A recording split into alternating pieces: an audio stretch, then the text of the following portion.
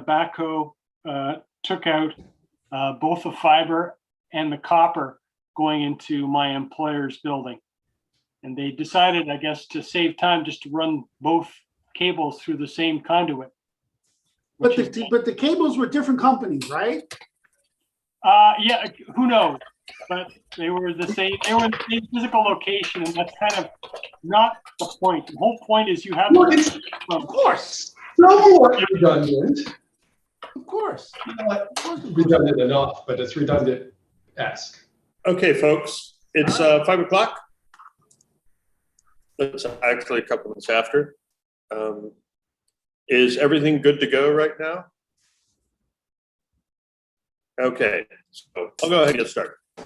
I just had to go off script a little bit in this talk because there was so much interesting trivia that I was pulling out that I'm not going to stick entirely to exactly what I had in the description. But rummaging around in the clOOset, the OO closet, if you will, I decided I was just going to pick out a number of interesting things that I found in various different object-oriented systems.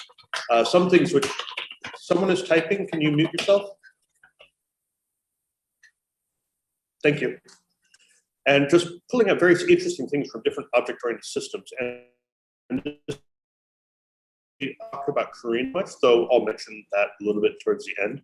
This is more a talk on interesting approaches of some of the strengths we have. So most of you already know me. Kurt spoke, Ovid.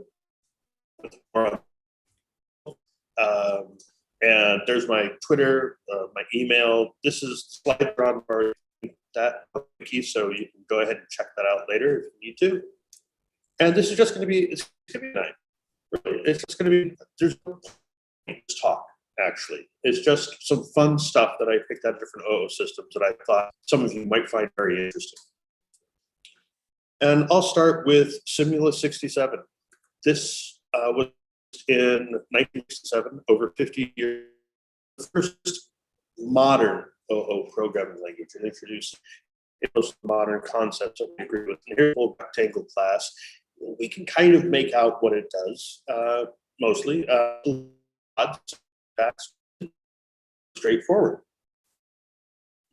Hey, I'm But sorry this is to the interrupt. The sound is very choppy for multiple people. I think if you talk a little more slowly, we'll be able to follow the chops better. Actually, maybe also turn off your camera. Mine? Yeah, that might be using more of your bandwidth. Okay. Do I sound clearer right now? So far. Okay. See how it goes. Okay, I hope that works because talking slowly might be a little problem. I've got a lot of slides. So I'll just try and go through here quickly. Are you still there? Yep. Go Okay, good. Okay, so Simula 67 introduced classes, polymorphism, encapsulation, inheritance, modern class-based OO. Inheritance is tricky, but we'll get to that later. The rest of that's pretty standard, but I want to talk about Smalltalk because Smalltalk is kind of a fun language. I'm not going to go deep into it at all because it's just trivia, but I love this quote from Alan Kay, making simple things very simple and complex things very possible. That probably sounds similar to a quote some of you may have heard. I particularly like the quote because down at the bottom, this was reported by Dr. Stefan Ducasse. And if that name sounds familiar to any of you, he's one of the researchers who came up with the traits paper that we've built our roles on top of. I've emailed with him before. They're doing great work. It's fun digging into this. So this, with the exception of primitives, this small method in Smalltalk has every syntax that Smalltalk presents. That is how simple the syntax for Smalltalk is, which I think is absolutely marvelous. That function doesn't actually do anything. For Smalltalk 80, it had 6 keywords: true, false, nil, self, super, this, that is all. That is how simple and pure a language can be. And just very fascinating. And you might wonder, like, where's the if else? You've heard Smalltalk, everything's an object. Oh, by the way, here's defined in terms of lists. They've also done a great job of simplicity, and being able to bootstrap yourself is really nice, but I'll get to that right now. So Smalltalk. This is one of my first big epiphanies about programming. Why checks are rather problematic. We have a result, and if A is greater than B, we have, well, there's if true and if false, so we do have something like if else. No, A is an object, and it's getting past the greater than and B. And if true and if false are methods. And if A resolves as greater than B, it's going to call the if true method invoke the greater than the if false. Actually, if A greater than B, that's going to return a Boolean object. And it might be a true Boolean or a false Boolean, and both those methods can be called. And one of them might just do nothing. The other one might invoke that code that way to result. If this was Perl using Karina syntax, it would look like this. We'd have an abstract Boolean. Take code blocks, but they do nothing. Whereas our true class, true code will invoke the class. If false code, then we'll invoke the code block. And the other will fire, which is kind of an interesting way of looking at how this works. So can you folks still hear me? Because I can see you right now. This is a little. You are still cutting in and out a fair bit. Are you able to follow what I'm saying? Yes, it's difficult. Mostly. I have fiber on my side, so I thought I should be doing fine. But I'll keep going. Actually, we're suspecting that the problem is under the Atlantic.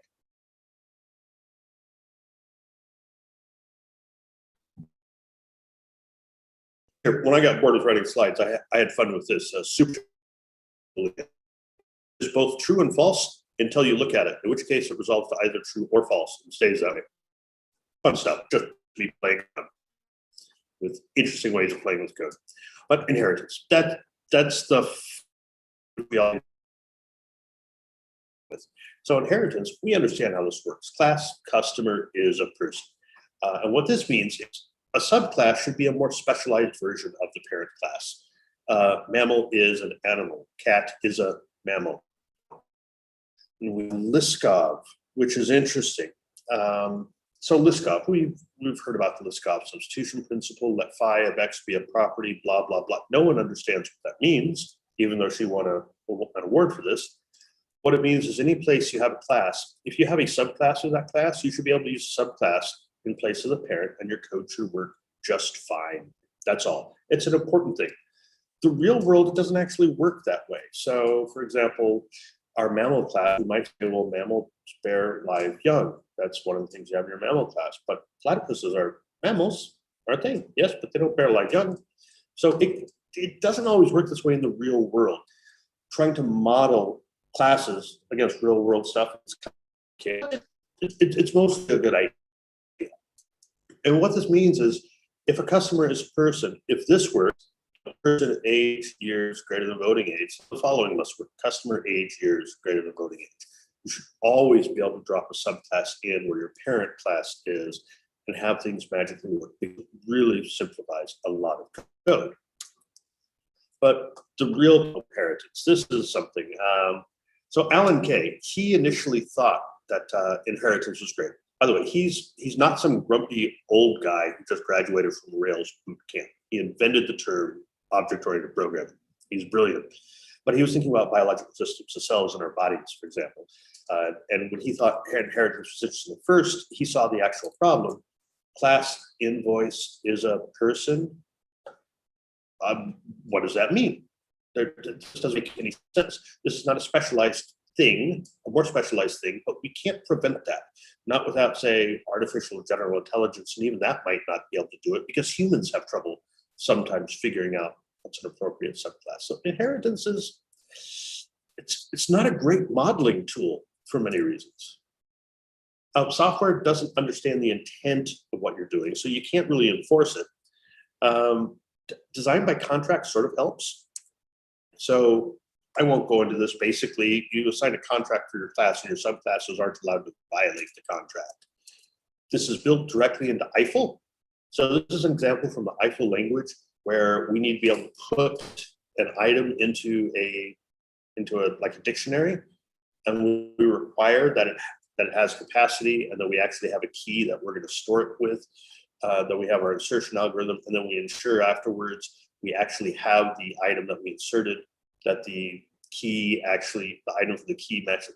Basically, this is designed by contract. If you create a subclass of this thing, it has to respect this. It's not allowed to violate it. And you can actually do design by contract in Perl. Here's one example using class contract. There's actually quite a number of CPAN modules out there which do this, but most people they don't bother. They find it painful. Design by contract is not something we're proposing for Karina, by the way. It's just one of the many ways of trying to solve some of these problems we have that people are looking at. But this is one of my favorite examples because this really hurts people's minds sometimes. This is the Beta programming language. In Beta, you don't have classes and methods, you have patterns. And so you have that employee : open paren hash, that's starting a pattern. But register work, that looks like a method, but that's also a pattern. And in Beta, classes and patterns, there's not really a distinction between the two. They've managed to unify them. If you look at compute salary, you've got that less than symbol after the colon. That looks a little odd. And then do inner. What's going on with that? Well, here we have sub patterns of our employee. We could say subclasses. Worker is an employee. Salesperson is an employee. And both of those have compute salary methods. What happens in Beta is you have your employee, which has compute salary. It defines salary as being an integer. You call do inner. If you call the compute salary method on your salesperson class, you don't get the salesperson compute salary method. You get the employee compute salary method. And that is responsible for calling the inner method, the sub patterns virtual method, if you will, of compute salary. And then when it returns it, it can do a lot of checks to make sure this is valid. So this is another way of programmatic enforcement of Liskov. Your subclasses cannot violate what your parent classes do because the parent classes are the ones calling the shots, not the subclasses. This kind of hurts people's head sometimes, but you may find this vaguely familiar because this is actually in Perl, specifically Moose. You can have your package employee compute salary, you can call inner, and your salesman class, you have augment compute salary. And you can do the same thing in Moose if you want to. And I thought about this, but this is also not being proposed for Karina. But it's another interesting way of approaching this problem, which I really appreciate. So getting back to inheritance, multiple inheritance, single inheritance. I don't know why I typed that. We got composition and delegation to work around it, interfaces, mixins, whatever the Beta designers were thinking when they wrote their stuff. It gets complicated trying to figure out how to share this behavior. And I want to talk about mixins. So here, this is the Ruby version of mixins. They originally came from a variant list called flavors. But for Ruby, we're more familiar with that. We have, these are two mixins, module bomb and module toddler. Imagine you want a practical joke class. You're writing a game. A practical joke. You want to have the bomb fuse because you can control the timing, but you want to have the toddler explode behavior because it doesn't actually kill the person. So you include or mix in your toddler and your bomb, but you only get when you call fuse and explode, you get the bomb fuse and the bomb explode. What's happening is, if this is multiple inheritance, generally speaking, the first class you inherit from would win. With mixins, the last class you inherit from wins. You still have ordering problems. You can now sort this list of mixins in alphabetical order and have bomb before toddler, and your code will break because it will exhibit different behavior. And if you're wondering why it does that, if you go into the Ruby REPL and you type ancestors for practical joke, you see bomb and toddler. Those are inserted into the single inheritance tree between practical joke and object. It's just abusing inheritance. It's abusing inheritance enough that you see things like this. Class car inherits from vehicle, include robot. You know, what if vehicle and robot both have a driver method? Well, robot driver wins, not the car driver. And is roles have the same issue, but is robot really a more specialized version of vehicle? That it doesn't seem like abusing inheritance this way really makes sense. And you'll see on Stack Overflow and other places, developers are asking, I'm trying to call super inside of my mixin and it's not behaving correctly. It's because mixins should not assume that they're being mixed into a particular thing. And you can't guarantee that you have a parent class, which raises an interesting question. Should we allow next method in roles? Because roles can't assume that the class that is being consumed in has a parent class. We're not proposing outlawing this roles, but it's an interesting thing to consider. It is a problem, and it does cause buggy code sometimes. Which all gets down to computer scientists argue and computer programmers rant. We get upset about a lot of these things. And when I talk about some of the frailties we have in the code that we write, what I hear from people is, yeah, it mostly works. It's easy to fix. And devs should know their code base. It's that last one, which I find very frustrating. If you have a 1,000,000-line code base with 100 developers who are working on this constantly, you don't know your code base. You want your code base to protect you from you, not you protecting the code base from itself, because the language should know how to protect itself. So getting back to Alan Kay, the human body has 40 trillion cells. Each of them, you can think of as an object. They're sending messages to each other all the time. And even when some of them fail, it still works marvelously. It works brilliantly. And the best example of an object-oriented system today is the web. So perfect objects, not my homepage, it's the browser. When the browser is calling a web server, it sends a message to it. If the web server is not available, or if the web server throws a 500 error, your browser doesn't crash. At least I hope it doesn't. You have isolation. Everything is isolated. We've got well-defined protocols which handle errors fairly well. Part of what makes it work is you as a human are driving this, but this is one of the best examples of objects today. But I can't go there either because I have to make sure that Karina looks like Perl. So if you want something like this, you might want to check out Erlang, because Erlang is fascinating. And it might be one of the best examples of an OO programming language today, even though most people don't consider it to be object-oriented. So I want to dig into Python for a moment. So this is an inventory item in Python. It's mutable.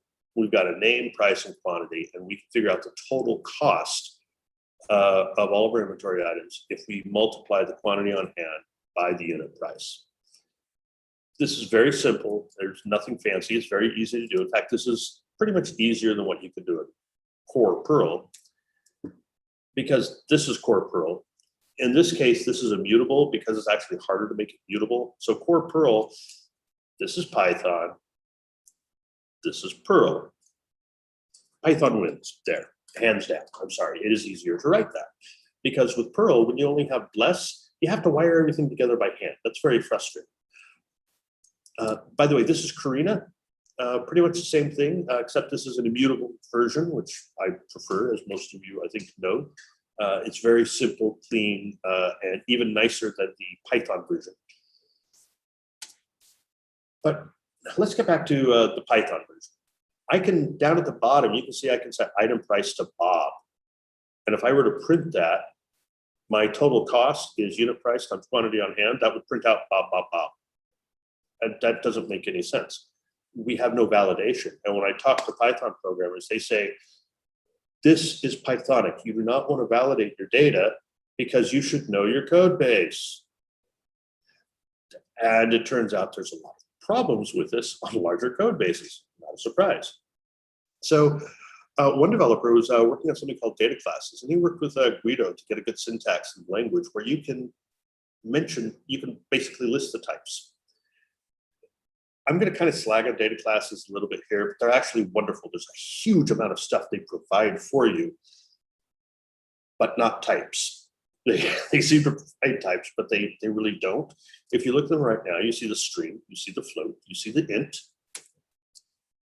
and you can still assign Bob to your unit price, even though it's a float. And when you print item total cost, that will print Bob, Bob, Bob.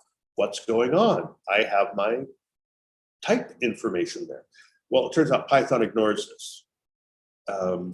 You have to use external tools for this, or you can write your own data validation. Here's an assert valid method. Again, these are all online. I'm going through it too fast, I know.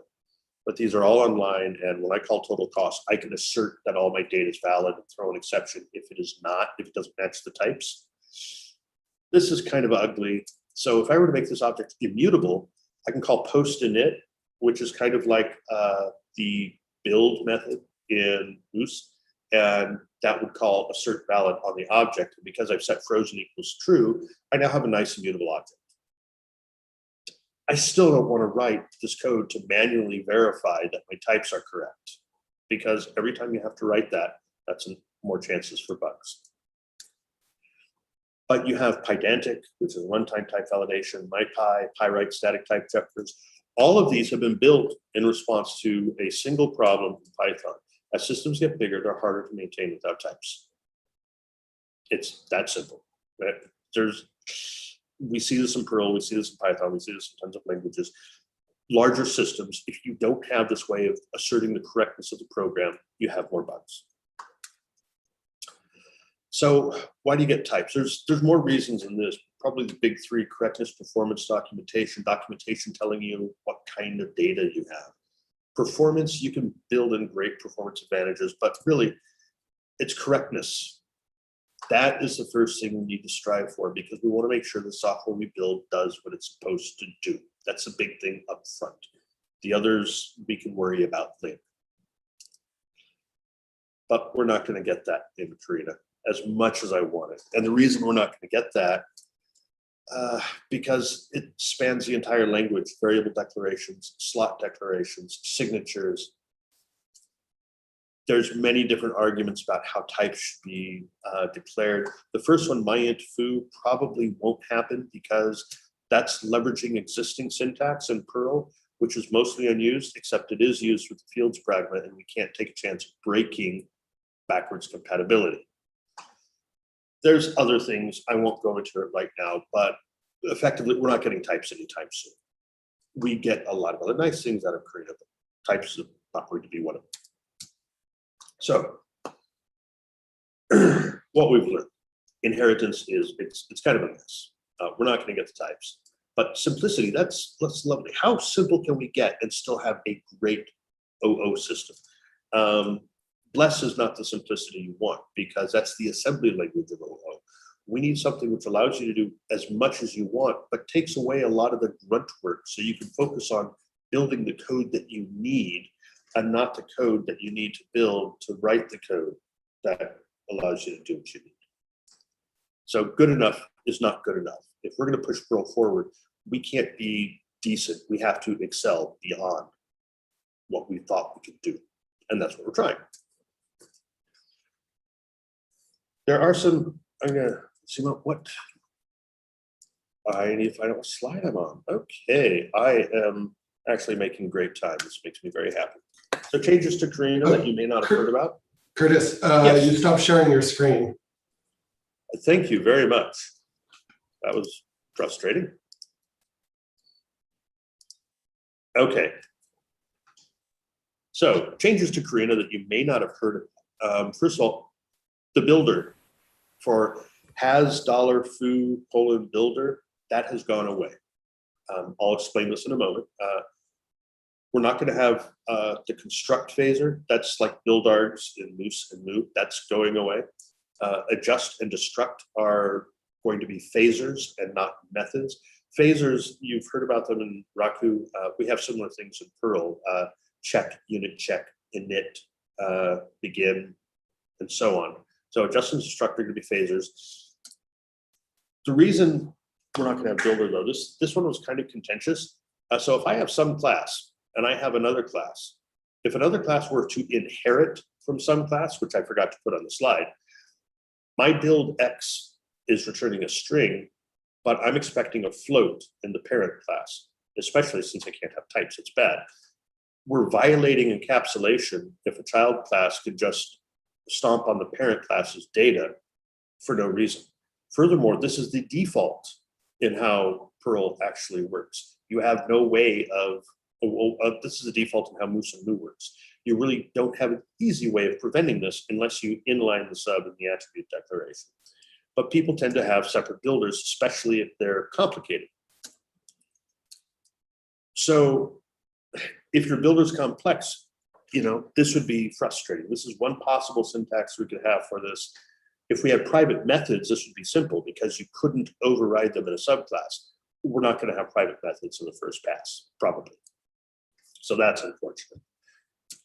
But for now, we still have the default assignment equals rand. Again, if your code's complex, that's not going to work terribly well. But we have the adjust phase, which is like build in Moose and Moo. We can assign rand to X there if we want to. So it's fairly simple. That happens right after object construction. Or if you really, really want a subclass to override it, then you just have your method build X return rand. And then in your adjust method, you call that. And it works fine. So we didn't lose anything. We've gotten more safety by taking away the builder, so children cannot accidentally stomp on their parents. But we've still given you the ability to take care of this. This is nice because, again, this is paring away part of the language, but still offering this flexibility, which I appreciate. So adjust and destruct, like I said, these are just phasers. So here we've got a class data, my num instances equals 0, and adjust and destruct. Those will simply allow num instances to report at any time how many instances of some class you've created. It's just like begin, unit check, things like that. So fairly straightforward. And it's leveraging the existing ideas that we already have in Perl. And I really appreciate that. So the construct phaser. Here's what it was looking like. Construct would accept the class and the args, and if one equals args with unshipped args named. We often do this with build args in Moose and Moo if we want to have like an alternate constructor. Instead of passing in key value pairs, I just want to pass in the one value or something. We have to punch that. Thing is, phasers don't accept data and they don't return data. This wasn't working. And well, just create an alternate constructor if you want to do that. Some class from name Ovid, that's an alternate constructor. There's no need for the build args / construct. We just have a different constructor and everything is simple. So again, we managed to take more things away from Karina, make it safer, make it easier, and get some more power out there. And I think this is going well. Here's another example of this. I hated this syntax, which I designed, but I hated it. We have names new, title is new, but it's optional. You don't necessarily need that in the constructor. And it's like, this is the only place we use that optional in parentheses. And it's really, really been bugging me. It's just ugly. And then I realized I don't need to do that. So now new, but I provide a default value, even if it's undef, it means I don't need to provide that in my constructor. I'm leveraging the existing constructs in the language. I'm simplifying the grammar again, and still providing the power that we were hoping to have. So abstract methods, this is another one I'm thinking about for a while. An abstract method basically doesn't have a body. It says you need to override this in a subclass.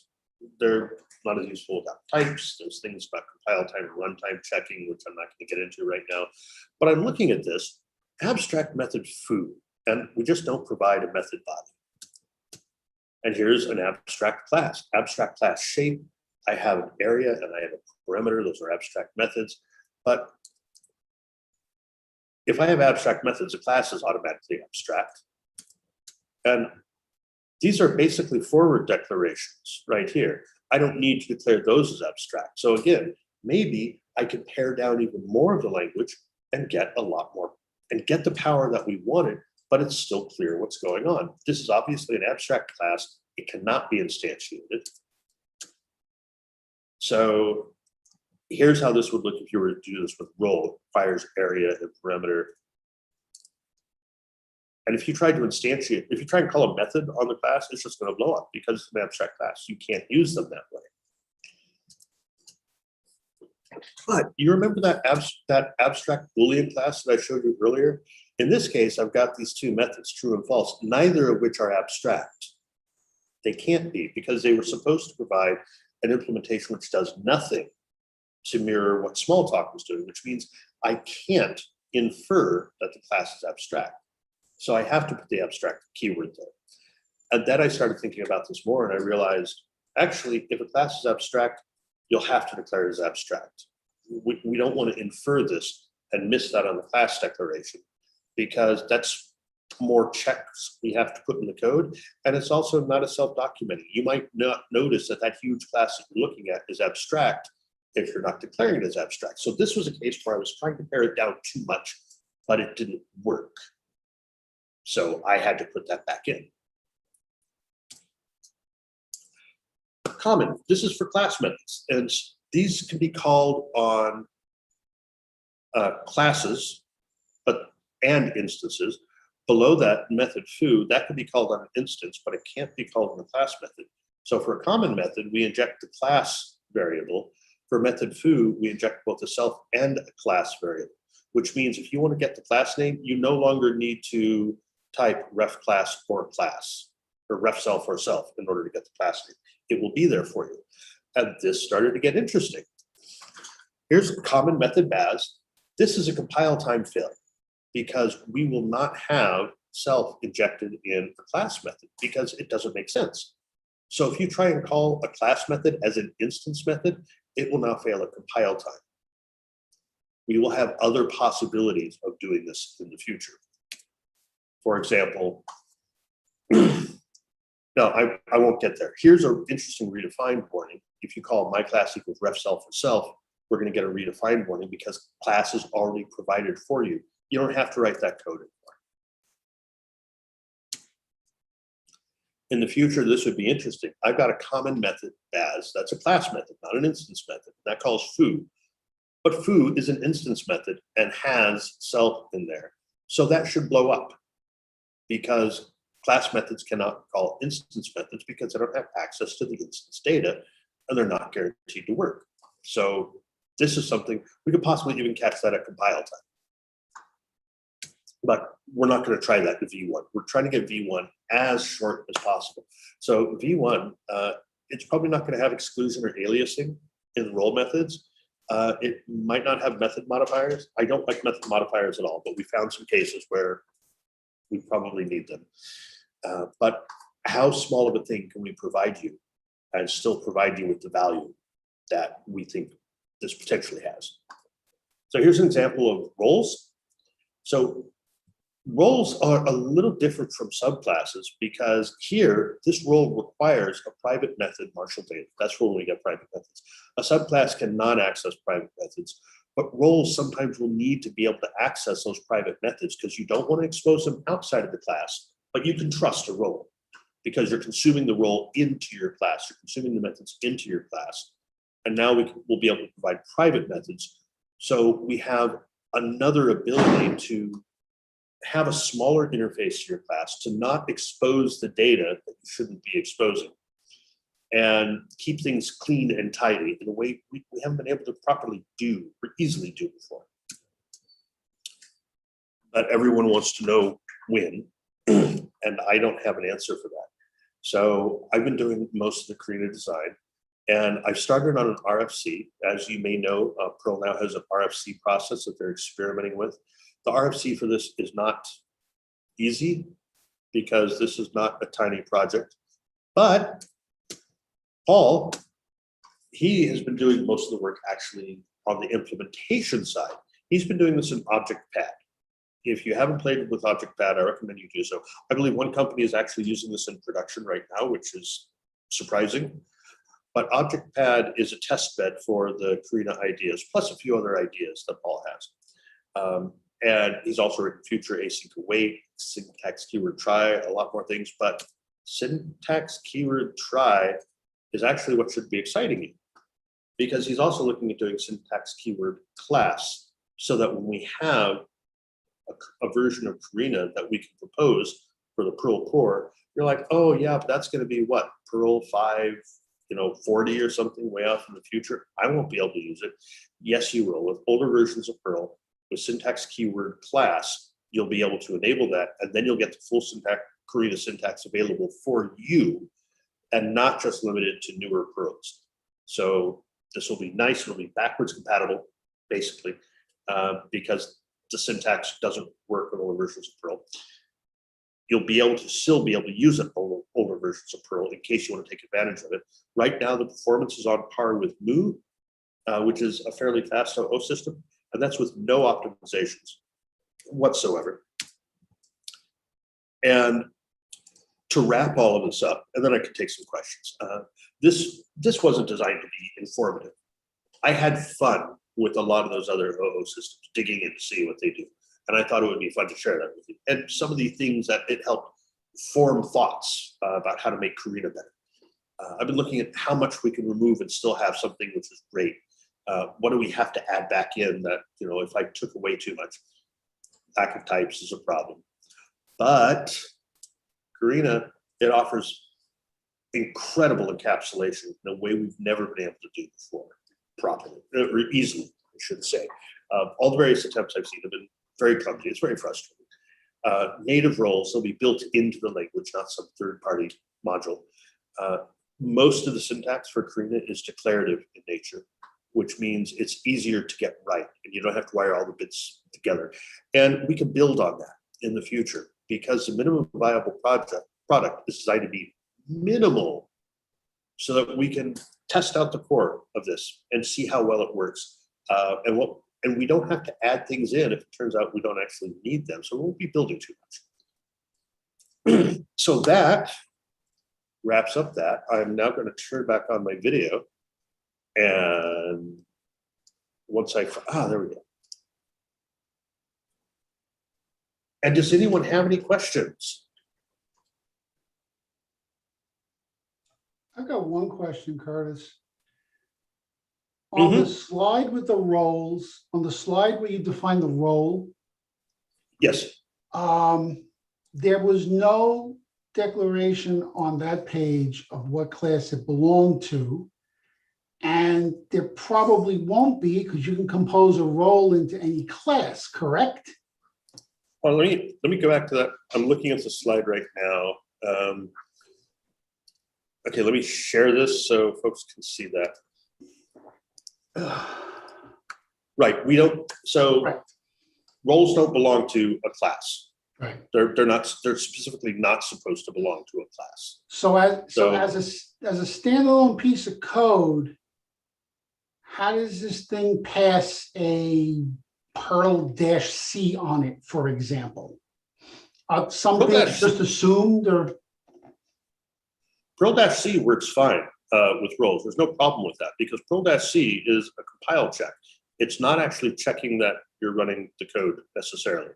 Obviously there's tricks for that. It wouldn't complain about not finding self, or is this going to be embedded enough that self is going to, it's going to know that self is a object of some sort, wink, wink, nod, nod, when you compose it? For the newer versions of Perl, if you use a -E switch, well, that turns it off. That's not C.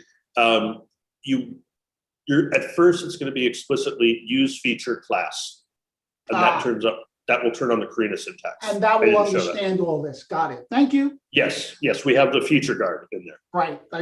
That's right. It's all going to be buried under that. Thank you. You're welcome. Anything else?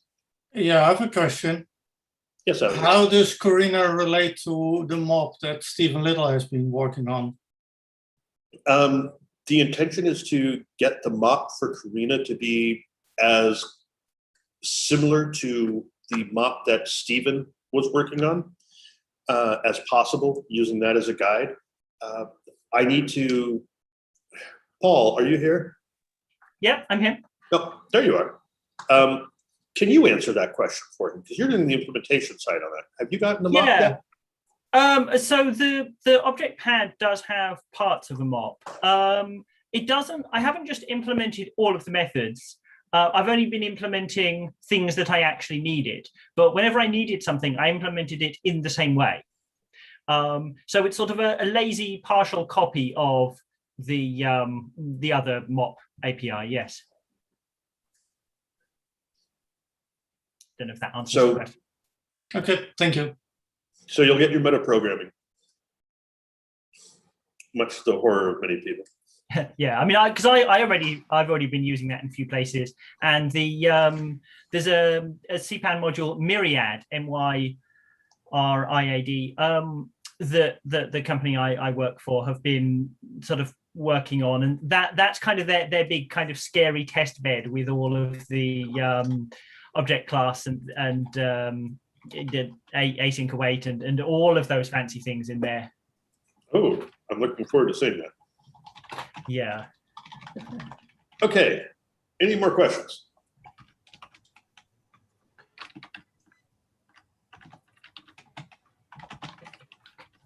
I have a question if you can hear me. Yes, I can. I don't want to, I mean, I love the core project and the work you have done, but I was just wondering, since what Paul just said about ObjectPad kind of implementing parts of the mop, I'm guessing or hoping that's like native or C based or is like something speed based. But in that case, will it be possible if you like are have too much code or are too used to the old style of Moo and Moose to implement those with ObjectPad or something like that? Or is that just stupid question? So I don't see why you most couldn't. of the point here is to provide nicer looking syntax. So in a way, I'm not sure why you would kind of need to do that. Like there's no point having a core object system or ObjectPad or whatever provide the same syntax that Moo or Moose can provide, because you've already got that. You just use Moo or Moose. So like there'd be no point. Yeah, I mean, to write new code, you can write new code on ObjectPad. And for example, ObjectPad, I have a bunch of tests in there that check that you can subclass plain object classes and Moo classes and Moose classes and so on, and also you can do it in the other direction. So they are fully cross-compatible. Wow, okay. It's purely about just providing a nicer syntax. Yeah, okay, if it's compatible, then it's easier. But I was just thinking about people with big code bases that want to have faster object-oriented code without rewriting all the object-oriented code. Well, yeah, just find your kind of inner 5% hotspots and rewrite those. Okay.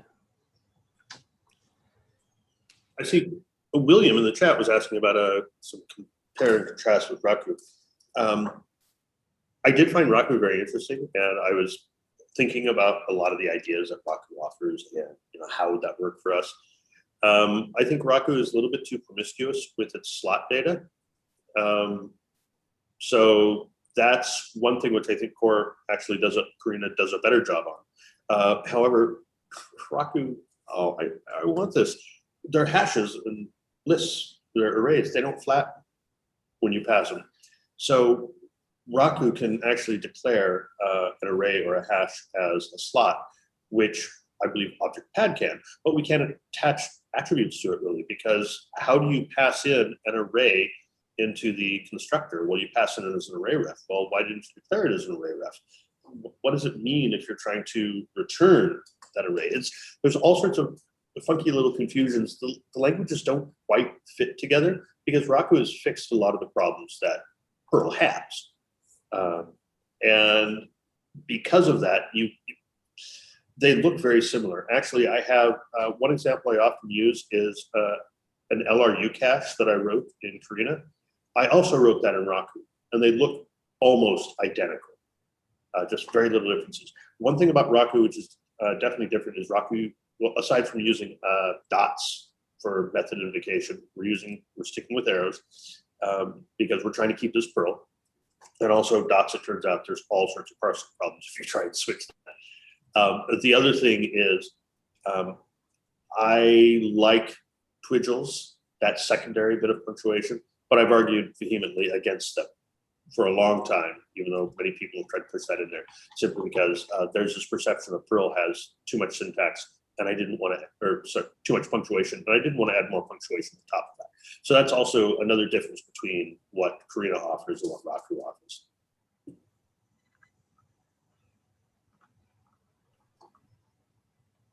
You're welcome. Thank you. let's Thank see. you for that. That was great. Okay. Trying to see if there's anything else, or if someone wants to pop up with a question. I have a question. Yes. This is just an idea off the top of my head and I haven't really thought through the implications, so it might be a bad idea, but you said that in a class method, $self would be forbidden, cause a compile time error.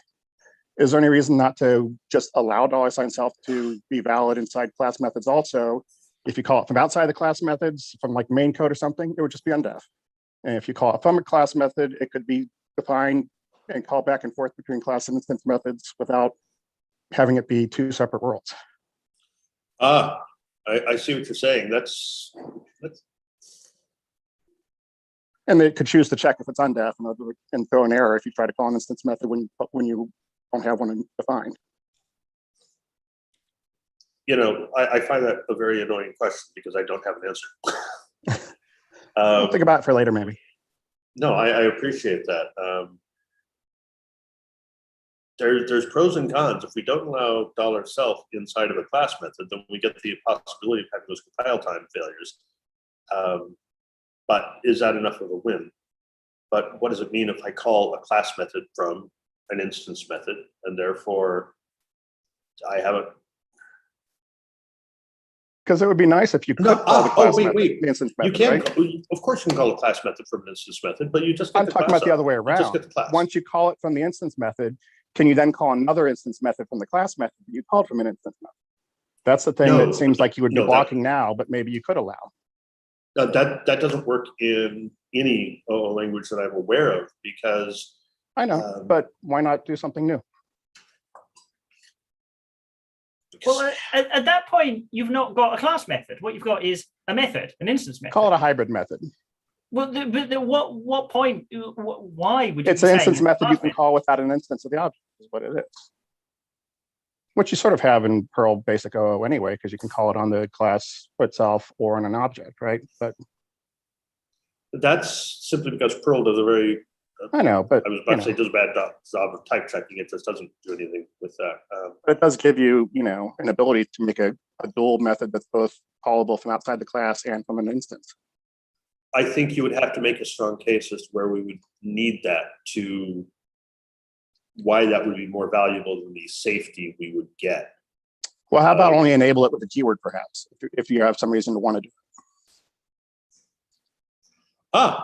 Wait, I know. There's a new RFC process for Perl. And once Karina goes in, put one in there. All right.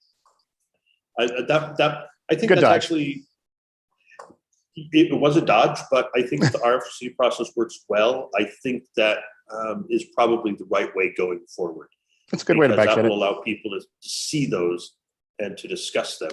Because if Karina gets in the core, I'm going to be, pitching RFCs for these are new things that I want, because I won't be able to mandate this. I don't get to have control over this. Paul's not going to get to have control. You get one chance at it, and then it goes into core. Yeah. Any other questions? I have a small question. Yes. Are we, maybe you have mentioned this before, but are we expecting classes defined with this new method to be in any way compatible with the ones that use bless, or are they supposed to just live in separate worlds? Currently with ObjectPad, you can inherit. I think for Karina, we want to forbid that. And here's what's going on with that. There's a nice workaround. We want to forbid that because Karina potentially has a different universal base class, which could provide improved capabilities in a way that we've not been able to do with the core object system. But then if I'm going to inherit from a blessed object instead of a Karina object, what base class wins? So all of a sudden that starts, Karina is going to expect that, if I have these extended capabilities of my base class, but she inherits from another class, all of a sudden she doesn't get those anymore. The simple workaround, and I'm trying to figure out the best way of doing this, is basically you instantiate what would be your parent class, you put it in a slot, and the methods that you need from that class, you delegate to. And we might allow a one-time exception for the :handles attribute. Instead of listing the methods that get delegated off, is I put an asterisk in there, which would be Karina's version, something similar to an autoload. But what it's saying is anything I don't know, let this class try and handle it. And if that class can't handle it, then it blows up. So that effectively gets you inheritance, but with composition instead of inheritance, which a lot of people agree is nicer. And it also ensures that Karina has her base class safely available. But we don't know if we're going to do that yet. But the nice thing is, if we say Karina cannot inherit from non-Perl classes, we can change our minds later. If we say it can inherit from if we say it can inherit, from blessed classes, if it can inherit from blessed classes, we can't take that away later if it turns out to be a mistake. Question, does Karina aim to render old object systems redundant? Karina's not trying to change anything. I'm not trying to take away bless. I'm not trying to remove moose, moo, or anything like that. I don't want to make anything redundant. I want to offer a way forward so that we have something which is safer to use, it's easier to use, it's going to be faster, it's going to provide better encapsulation, and it's going to, the defaults in Karina are designed to follow what we know about many OO best practices. So it's a better way of writing this. But if you want to use moose or you want to use bless, well, do it. That's fine. Any other questions?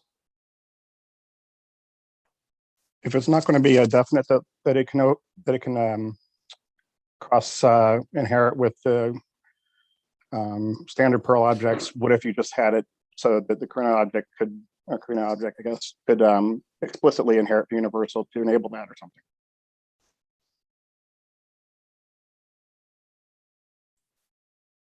I don't think we want to go there yet, because that's one of the things that when we first launched Karina, of course it's going to be alpha. We're going to say, okay, we're going to have to change things if we need to, but it's very dangerous to publish something, publish an interface, and then people start relying on the interface. So when you realize you've made a mistake, it's hard to back out, and you lose the trust of your users. It's one of the things we talk about all the time with objects.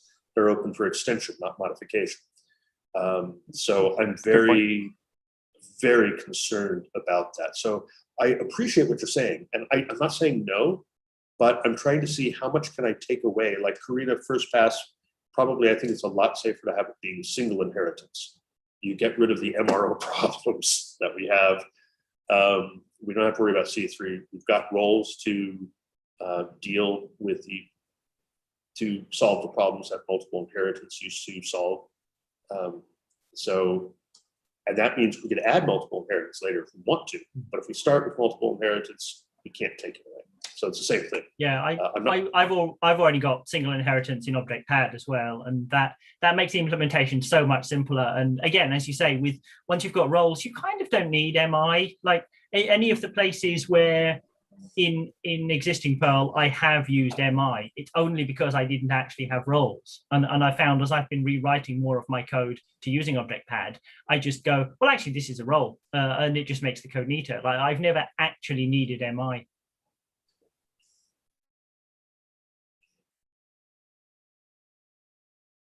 I think that covers that.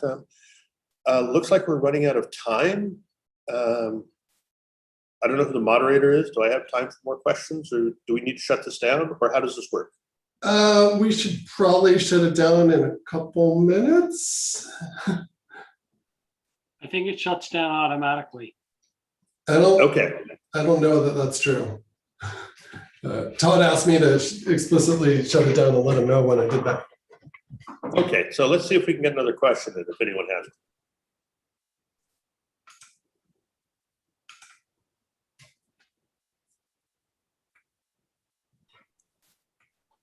Okay, it sounds like we're in a good place. The link to the wiki had been set out where we had the slides. So mine's on SlideShare.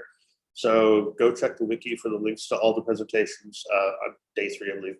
So you'll see that down there, and you can go and check. The version which is on SlideShare is a touch older than this one, but not much older. It's more or less the same thing. So there's information that you missed, you can see it there. If you have questions later, go ahead and contact me. There's also if you're on, which IRC server is it, Paul, for the Karina channel? Is it ircperl.org? Probably, yeah. Let me just check. Yeah, it's on irc.perl. So yeah, if you go to ircperl.org, you can join the core channel at #COR, because Karina used to be called core. You can ask questions there of people if, when I'm on. You can email me, or you can visit the wiki, which I have out there for checking out what's available on the latest stuff on core. I haven't updated that for a while, though. I have started to work on the RFC. So even the RFC is going to be public. So you can go out there and start looking at the very, very beginnings of that RFC. It's going to take a while to put together. Anything else before I say goodbye?